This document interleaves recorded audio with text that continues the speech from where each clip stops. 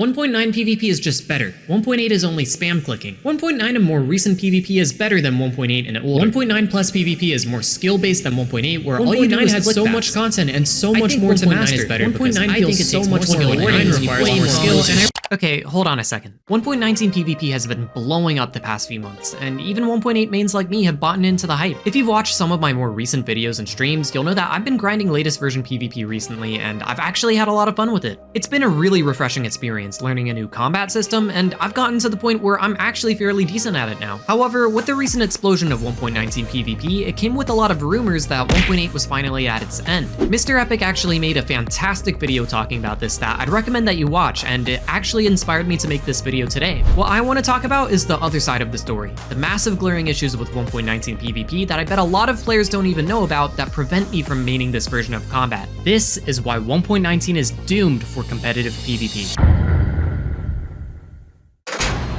Ping is a really generic excuse to not like a video game. That's probably what you're thinking. I mean, ping-related issues happen in every multiplayer game, not just Minecraft. Players lag, and it's annoying to deal with. But when it comes to 1.19 PvP, the issues that lag causes are so much worse than you can imagine. To show this, let's try an experiment, and I have my lovely assistant Minutetech here to help me demonstrate this. Burn. In this experiment, I'm gonna be sprint hitting Minutetech with my sword 10 times to see how ping affects knockback. For our first test, Minutetech will have about 20 ping and whoa, what is that? Okay, so the hacked client is actually part of our testing here. The reason I'm using a hacked client is because of the perfect swing setting in the Killora module. This setting basically makes it so that I will automatically attack another player, in this case Minutetech, the very instant my sword cooldown ends. This is important for our testing because any mistimed attack could completely change the results of our testing, even if mistimed only by a small margin. Also, we are doing this testing on a private server, and I do not condone the use of hacked clients on servers where they are against the rules. Once again, Minutetech is on 20 ping for this test, so let's see what happens. Okay.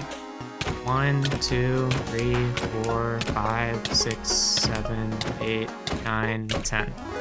All right, go ahead and place a red block where you ended up. The results are exactly what you'd expect. Minutetech was hit about 36 blocks away over the span of 10 hits. This averages to about 3.6 blocks of knockback with every sprint hit. Minutetech's knockback was consistent here, and we'll use this as a baseline for our testing. For our next test, we'll be repeating the exact same procedure, except this time, Minutetech will be on a VPN, raising his ping to 120 ms, a 100 ms increase over his normal ping. 1, 2, 3, 4, 5, 6, 7, 8, 9, 10.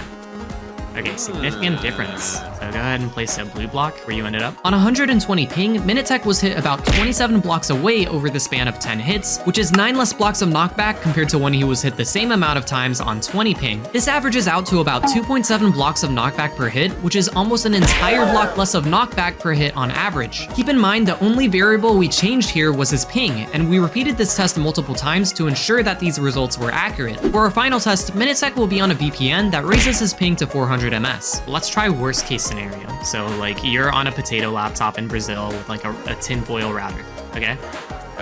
3, 2, 1. 1, 2, 3, 4, 5, 6, 7, 8, 9, 10.